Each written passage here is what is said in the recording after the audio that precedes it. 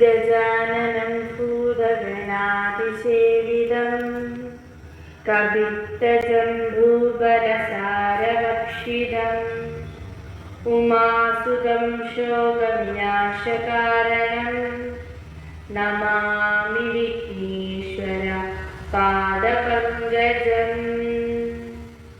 ഓം സരസ്വതി നമസ്തുഭ്യം വരദേ കാമരൂപിണി വിദ്യാരംഭം കരിഷ്യാമി സിദ്ധിർഭവതു may സദാ.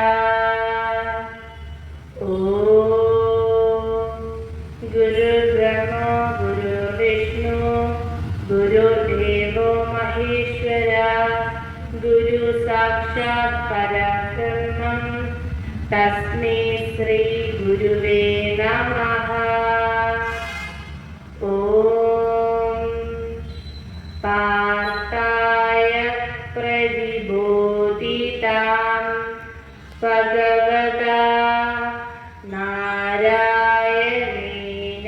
സ്വയം വ്യാസേന ഗ്രഥിതാം പുരാണമുനിന മധ്യേ മഹാഭാരതം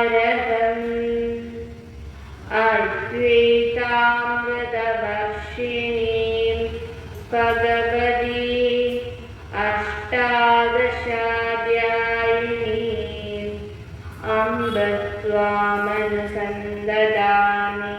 ഭഗവദ്ഗീതേ ഭവദ്വേഷിണീം.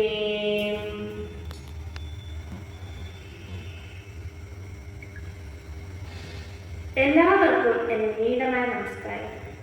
അതിമഹത്തായിട്ടും ഋഷീശ്വരന്മാരാൽ പകർന്നു തന്ന സനാതനമായ ഒരു ധർമ്മവും ശ്രേഷ്ഠവുമായ ഒരു സംസ്കാരവുമാണ് ഭാരതത്തിനുള്ളത്. ഈ സംസ്കാരത്തിന്റെ ആധാരശിലകൾ എന്ന് പറയുന്നത് തന്നെ വേദങ്ങളും ഇതിഹാസങ്ങളും പുരാണങ്ങളും ഒക്കെയാണ്.